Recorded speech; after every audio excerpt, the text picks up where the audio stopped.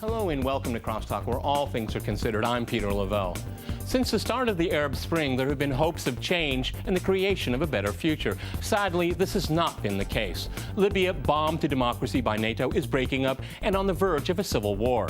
In Syria, the civil war has ground down into stalemate. Partition is the likely outcome. It would appear the only winners are the forces backing instability.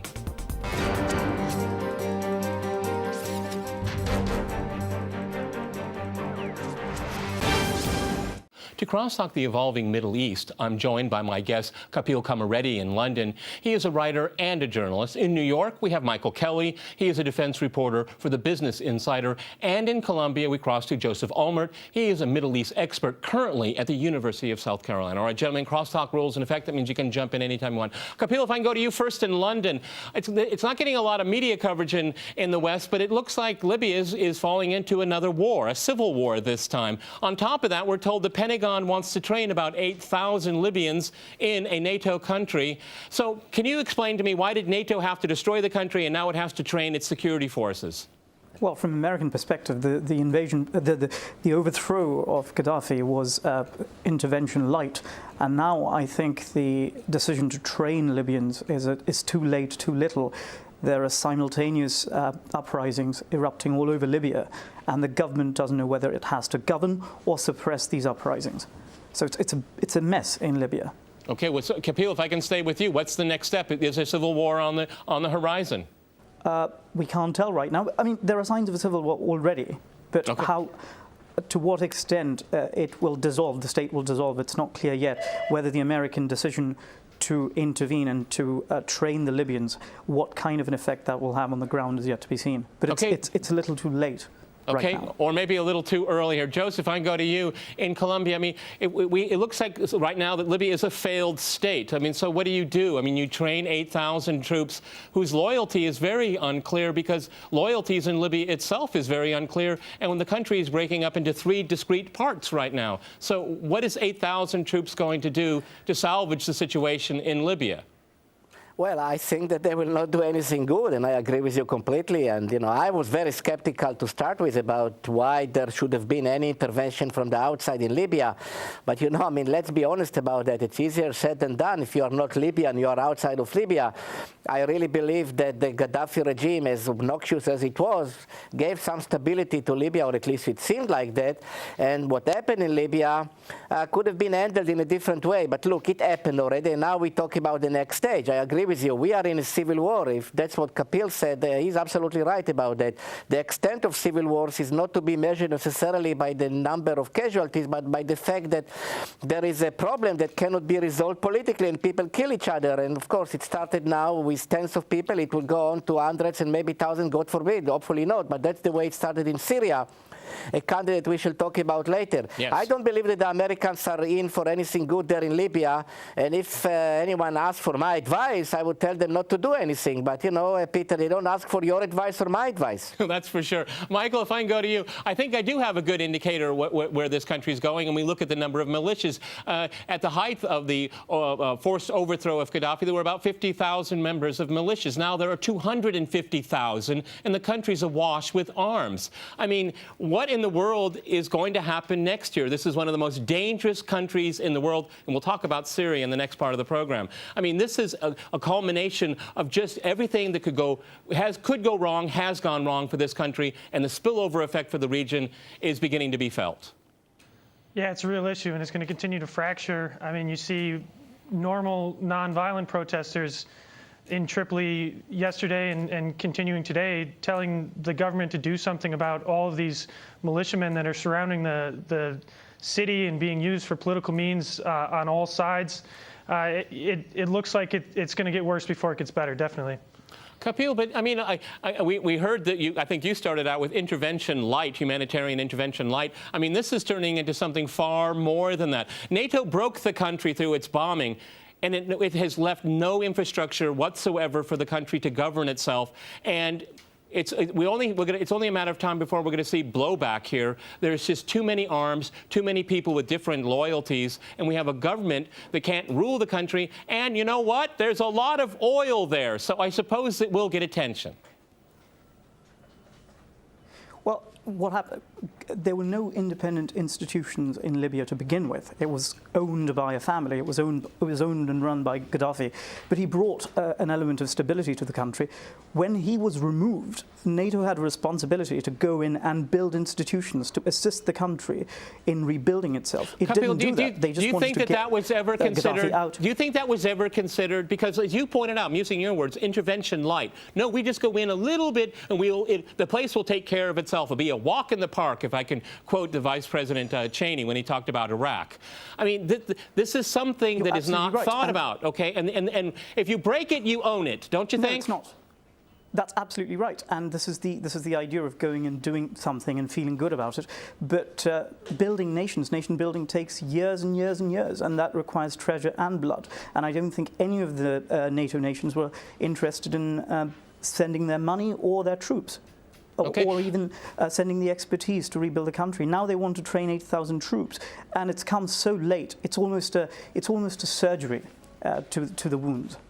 You know, Joseph, one of the issues here is we have these militias. Some of them are fanatically religious Islamic groups, and they are going to be exporting. Not only are they spreading it in the country itself, they're exporting it abroad. And when we look at Mali and the connection with what's going on in Syria as well.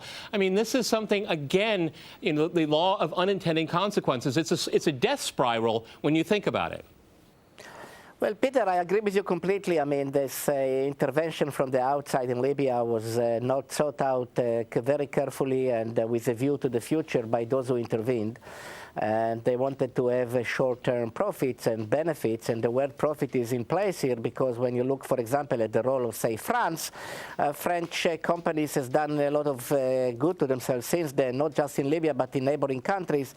And you can look also at the French intervention in Mali in the context of what happened in Libya. An attempt by two different French presidents, by the way, Sarkozy and now Hollande, to show that France has its own interests and policy and all that. But look, I mean, the real problem is, and I believe that Kapil started referring to all that, is that there was nothing in Libya before Gaddafi was brought down, because Gaddafi wanted Libya to have nothing other than his own regime. All this business of the Jamahiriya, you know, the popular committees and so on, it was all nonsense, of course. It was a dictatorship, and he also worked with the tribes, those who were loyal to him as opposed to others. What happens in a civil war in an Arab country like that, not dissimilar, by the way, to what happened in Lebanon in the 70s or what's happening in Syria now, or in Iraq, is that when the regime breaks down for this or that reason, mainly because of the combination of external and internal factors and interventions, the loyalties go down to the most rudimentary, fundamental level of loyalty, which is the tribal, the local, the sectarian. And Libya is not an exception. And in any other country like that, or in Libya as well, there will be Islamic forces. There will be less or more fanatic like you have in Syria. And the export of these people from Libya to other countries is obvious, like it was from Afghanistan and so on. So, I mean, all these dangers are there, Peter. And right now, I can only tell you, look, the safest prediction to make about Libya is it's going to go on. Okay, Michael, NATO went in there to save the Libyan people. How do you think the people feel now? What were they saved from? Well, I assume they're very conflicted, because in January 2011, when those protests started, it was about delayed housing units. And the month later, they were around this same police headquarters in Tripoli, just protesting the government. And now there's no state institution, there's no government, and you find these college students back out in Tripoli protesting the militias that replaced the government on the ground and have swelled to these amazing numbers, roaming territory that they've just commandeered. So I think that they're very conflicted and just devastated by the situation in their country. Kapil, you said it earlier in the program, you said it was too late when I mentioned the training of Libyan forces by the Americans. What should the outside world do now in looking at Libya? Anything? Because sometimes doing something is worse. I would say what NATO did was far worse than what was there before. It seems to me people on the ground were reflecting that on as well. But I mean, what should the international community do now to deal with Libya, other than contain it? Well, first of all, the outside world, when you say, I think the responsibility to restore order in Libya falls on the shoulders of the nations which brought about this calamity. And in order to restore order, they will have to do a lot more than train 8,000 people. This is again a light intervention. This is again on the cheap. It will require a lot more. It will require aid. It will require expertise. It will require bringing people to America, training them. It will require the building of institutions. It will take at least a decade to restore order in Libya. And it will be incremental. I don't think any of the states do you think that the United States and NATO can ever, earn any kind of respect from the Libyan people now? I mean, 10 years is a long time when you're in a civil war. I think there are pockets of gratitude that we have to acknowledge that, but I think those are deteriorating as the security situation dissolves in Libya. And I think in order for them to earn back that gratitude, they will have to do a lot more than give speeches and train 8,000 people. Oh, Michael, do you want to jump in right before the break? Yeah, I agree. I think if the security situation is moderately helped or fixed, a lot of these protesters now, they want these militias out of the capital. So anything, it will take a substantive effort, but anything that people can help with expertise or simply uplifting these state institutions, the army that is decimated, would be great. Okay, Michael, I have to jump in. We're going to go to a short break, and after that short break, we'll continue our discussion on the Arab Middle East. Stay with RT.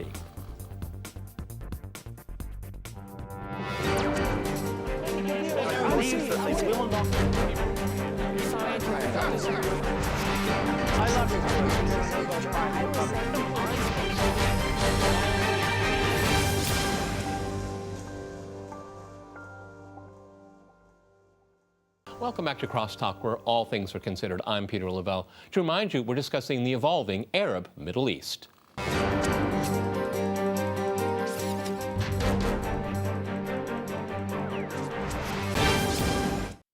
Okay, Joseph, we're going to switch gears here. We're going to talk about Syria right now.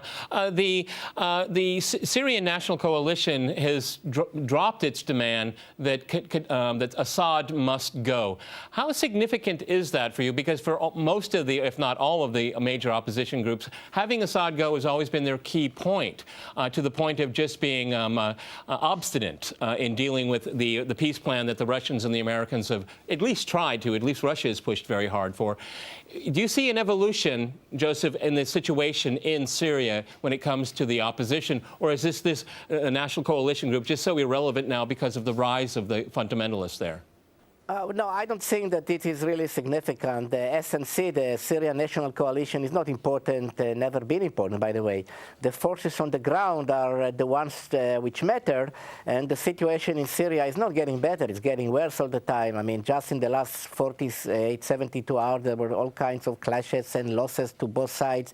One of the big rebel leaders was killed. There was a huge explosion that killed many Syrian soldiers in a suburb of Damascus, in Harasta. So you can see that all this is brewing up and continuing, and quite frankly, this peace conference, if it ever happens, will not succeed. Nothing can change the situation right now. The civil war in Syria is going to continue.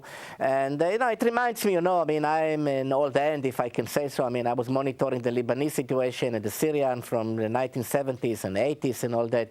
Yeah, it was the first Geneva conference about Lebanon. There was the second Geneva conference about Lebanon, and nothing came out of it, because in a situation like that, where the forces opposed to each other are, it's like a fundamental clash for survival between differing forces, there has to be some kind of a decision on the ground in order to lead to a political decision. And right now, I don't think that there is going to be any real decision on the ground.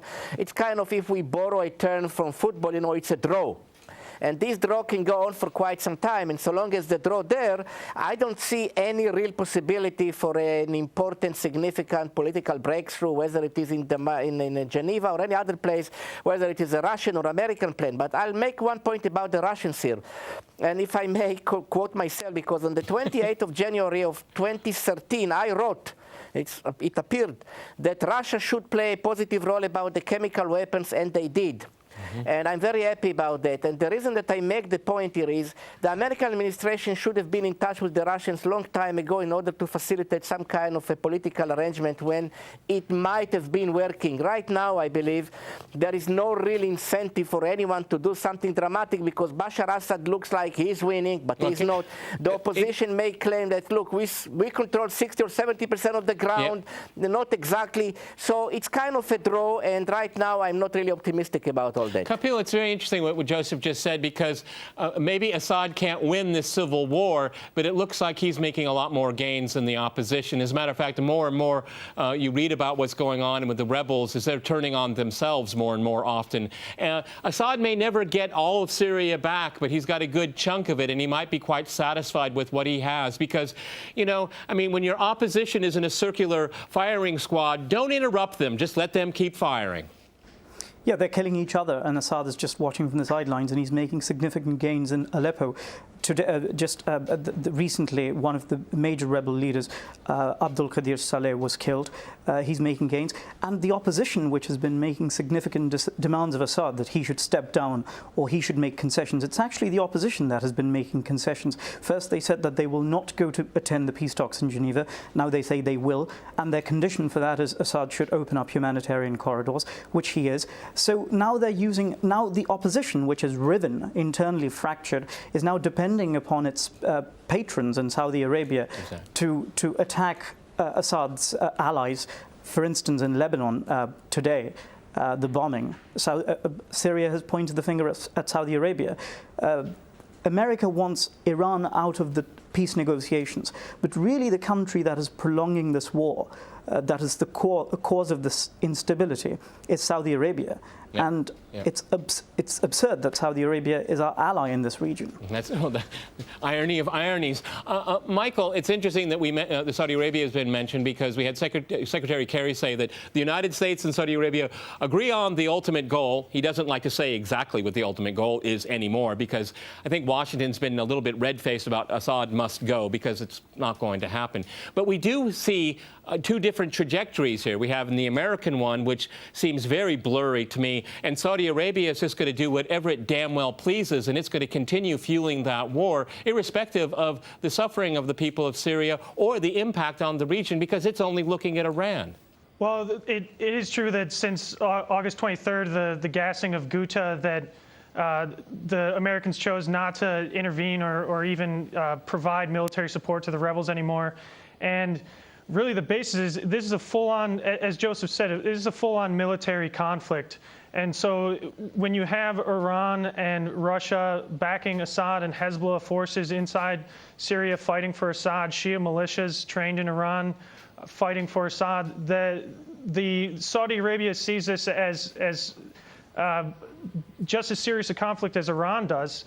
And so they're going to provide military backing. Other countries are going to provide military backing to counter that. And I think Saudi so Arabia has even been providing with, military assistance to it has been Kapil, sorry, if I may just interject. Saudi Arabia has been channeling jihadis into Syria a long time before Hezbollah entered the picture. Saudi Arabia has suppressed an uprising in Bahrain. It has funded the Azam brigades, who today launched the bomb attack on the Iranian embassy, have also launched attacks on Israel. Well, in the same vein, Iran has been on the ground in Syria long before anyone would realize, too. I mean, Russian weapons have been nonstop going there. So, Saudi Arabia, I mean, pointing the finger at countries, it's clear that it's a proxy war. Okay, gentlemen, let me jump in here. Gentlemen, let me jump in, okay, because you're talking over each other, okay? Josef, but what we just heard there, talking over each other, is this has turned into a proxy war. It's very patently clear here. These jihadis that are being funneled in through Saudi Arabia with Turkey's help, amazing. They're going to really regret this one day, if not already, that they've been funneling all these people, foreign nationals, into a civil war that everyone wanted to call a revolution, and now it's just a proxy war that's just taking the lives of a lot of people that do not like these foreigners in their country. This is, I'm glad you mentioned Lebanon earlier, because this is what it's going to get down to, in my opinion, a partition. Go ahead, Josef. Well, you know, Peter, I mean, I find myself in a kind of funny situation as an Israeli to intervene between Iran and Saudi Arabia to decide who started what first. It doesn't matter anymore. Look, it's the sushi war, as they call it, the Sunnis and the Shias, and Lebanon and Syria have become the arenas of this war, whether it was started by the Saudis or the Iranians, it doesn't matter. I will just mention one little fact that maybe not everybody knows. One of the main sources of ideological inspiration for the early Wahhabi movement way back is the famous Syrian Ibn Taymiyyah, who is the one who issued the famous fatwa against the Alawites, you know, hundreds of years ago. So the Saudis have a religious situation here, which is very obvious. They don't want to see the Syrian regime surviving with the Iranian connection and all that. But the fact of the matter is that there are two conflicts that are interconnected here. There is a Syrian civil war. The vast majority of the Syrian people, the Sunni population, they don't want Assad. They're not going to like him in the future. But there is also a proxy war. As I said before, the sushi war, and it was said by Michael before, you know, there are Shia volunteers or so from Yemen even, let alone from Iraq and all that, and of course Hezbollah, and the Saudis are sending their own people. And yeah, of course, it's going to haunt everybody else. It's going to spread. It's already spread in Tripoli. It's now in Beirut.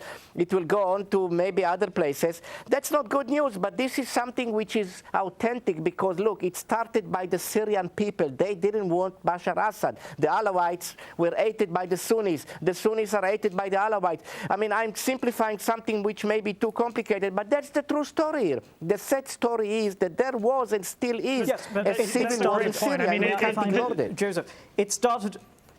Kapil, go ahead. It started as a limited but genuine people's uprising, and it was appropriated very early on by outside powers: Turkey, Saudi Arabia, and Qatar. Qatar has backstepped. Turkey's almost regretting its role because it now has to deal with militants on its borders. Saudi Arabia is funding them, continuing to arm them. It thinks it has a license to destroy Syria, and its conduct is truly deplorable. And it's astonishing that no one in the West has said that Saudi Arabia should get out of the Syrian conflict. Okay. Michael, in New York, how do you feel about that? Because well, Kapil, you know, we don't I must say, Kapil, with all due respect, we don't have a big debate here because the only debate between us will be when did it become not just a civil war but also an external war. I agree with you. Look, it's all interconnected. But this is the Middle East. It has always been like that because, you know, the Lebanese civil war was also interconnected. So, you know, one cannot deny the fact that there is, first and foremost, there was a civil war. It's now also an external regional problem. And this sushi war, you know, it has its deep roots in history. Joseph, I think if we have a disagreement, frankly, it's only to the extent that the perfect example of this is I think Saudi Arabia has played a hang on. Let's go to Michael. Let's go to Michael in New York. Go ahead, Michael. Go ahead. Jump in. Right. The reality is you can't play the blame game on how this started, when people jumped in. I mean, you have backers on both sides and people that will benefactors on both sides. But today, that bombing in Beirut that was claimed by an al-Qaeda affiliate in Lebanon, they said in their message that they will continue attacks until Hezbollah and Iran leave Syria. I mean, that right there shows you how complicated this is and messy it is right now. It's not a matter of the blame game because that is the conflict. That is the reality on the ground, is that you have all these interconnected things, and they're interconnected within a military conflict, a sectarian military conflict that has no end in sight, really. All right, gentlemen, we've run out of time. Fascinating discussion. Many thanks to my guests in London, New York, and Colombia. And thanks to our viewers for watching us here at RT. See you next time. And remember, CrossTalk rules.